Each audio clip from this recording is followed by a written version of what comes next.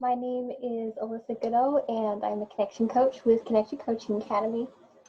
I just got done with my morning walk because it's where I spend my best time praying and thinking for these videos. So I look a little bit like a hot mess today, but you're getting the real me, so it's okay. I want to talk about a challenging topic for our culture and generation today, in general.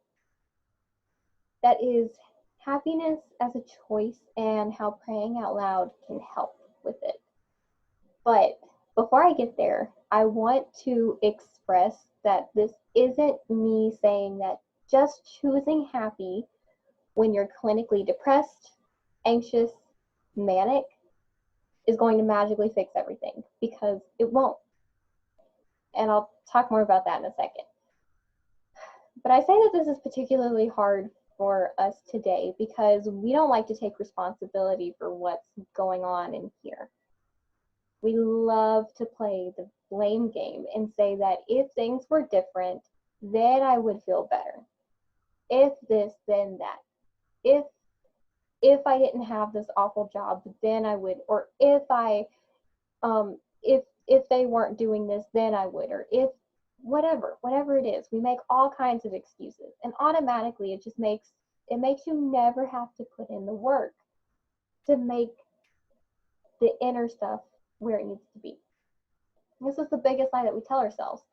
And I was stuck in this place for a long time because I couldn't see how my inner self, my inner stance needed to change. And the truth is, even if finally everything seems to kind of fall into place of the perfect, ideal situation, you're still going to be facing the hard reality that is you.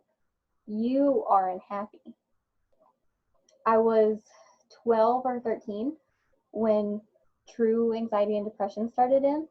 And that was mostly because that was the time in my life when I was going through hard changes, turning into a preteen and teenager, but also we were facing some hard situations that most families will fortunately never have to deal with. And I wasn't emotionally equipped to handle these situations, and I could see how challenging it was for the adults around me as well to handle these things. And no one knew how to deal with them in a healthy way.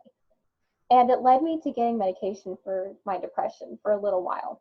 And to be honest, it didn't even help. It made me hyper and I talked a lot, but I mean, they might as well have been giving me sugar pills. They probably were. I was probably just really hyper on some sugar. But I had the perfect setup to become that person that had all this heavy junk on me that was just weighing me down, and I would just word vomit onto people. And they had no ability to help me. But I was still trying to. I was so desperate to talk about it and to try and do something. I was desperately trying to get me right by talking, and they meant well. They wanted to be helpful, but I should have been seeking a professional's help. And so with that, the next reason that we have a hard time with this conversation is because we're becoming more aware of mental health, and that's a beautiful thing. Our world needs so much more of that, because we should never be ashamed to say that we need help and that we're trying our best with what we're given. In the same token, with that being said, happiness is a choice that we make in every moment of what we do. We are the product of our environment, of what we're putting into ourselves. And we have the awesome capability to equip ourselves with tools and resources that help us make better choices. But no one's talking about how important all of these choices are. And I do mean all of the choices. Health is so important to choosing happiness. Gut health alone produces 80% of the happy chemicals that we need. Every day I make sure I take my multivitamins, my omegas. I have my probiotic drink right here and my natural energy drink because today I needed it.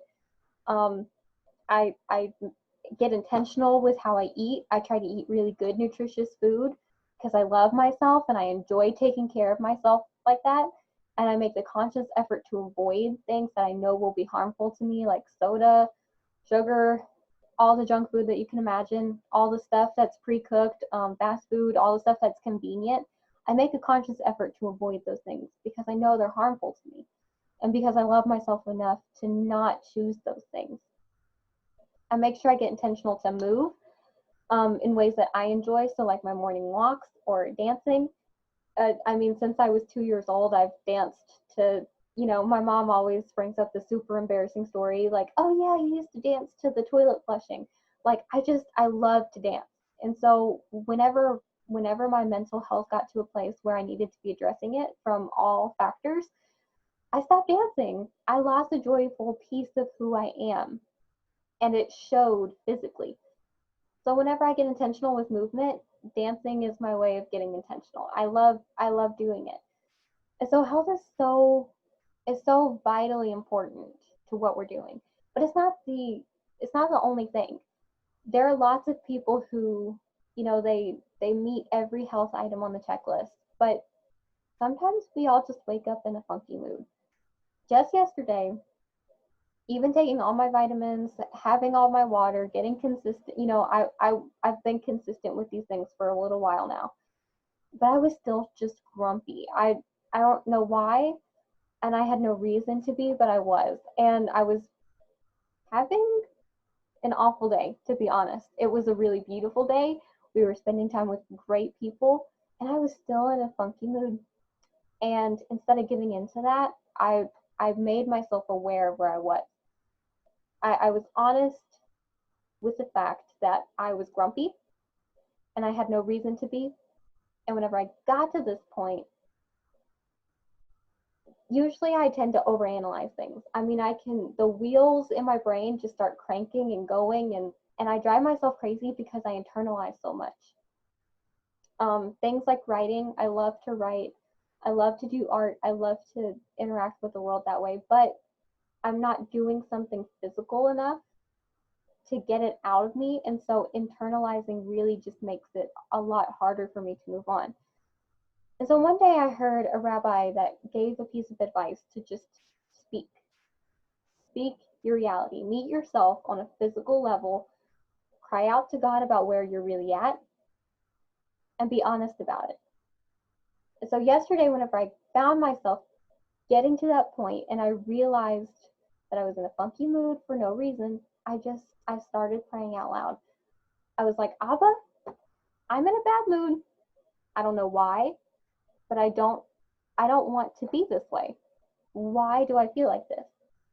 And the more honest that I get with myself, the more quickly I'm able to process my emotions and what they're triggering me to. Because our emotions are little clues that you need something. Pay attention to yourself.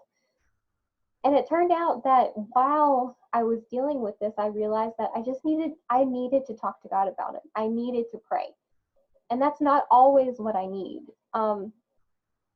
which might, some believers might get offended at that, and I'm sorry. But sometimes you don't always need to pray. Sometimes you need to do something else. Sometimes maybe you need to go take a nap because you haven't been getting enough sleep. Sometimes maybe it's you need to take yourself on a date because you haven't been giving yourself enough attention. Maybe it's you need to eat something and not stuff your face with something sugary because your body is saying, I'm hungry and I need nutrition. Sometimes it's whatever it is. Sometimes you just need something different. But in that moment, I needed to pray about it. I needed to talk to God. I needed to talk to my father, my friend, about what I was going through without seeking a solution. And I just needed to be in my emotions for a second. And after I allowed myself to get to that place and just kind of sit with it for a second, it was easier to let go. I just let it go after I was able to sit with it and meet it fully. Because whenever you stop resisting those things, whenever you stop saying, I don't need to be this way, you tell yourself all these crazy different things like you shouldn't be human. But we are human. And so the second that you meet that and you honor it without trying to change it, the second that you're just like, okay, the flip switches and you can just let it go. Choosing happiness is not this toxic positivity where you never feel a negative emotion.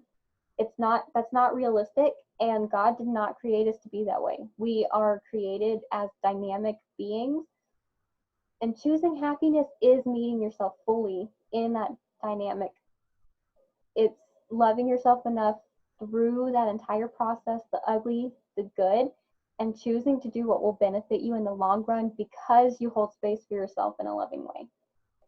So I hope this was helpful, and I hope that it changes your approach to yourself a little bit, because how you make your choices throughout your life can either make you or break you.